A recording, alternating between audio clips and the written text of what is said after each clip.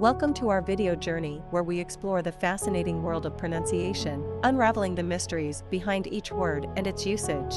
In this video, the word is abductee. Abductee.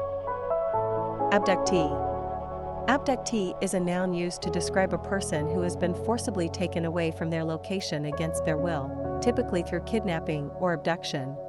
Examples: 1. The abductee was held captive for several days before being rescued by law enforcement. In this sentence, abductee refers to the person who was kidnapped and later rescued. 2. The support group provides counseling and assistance to abductees and their families.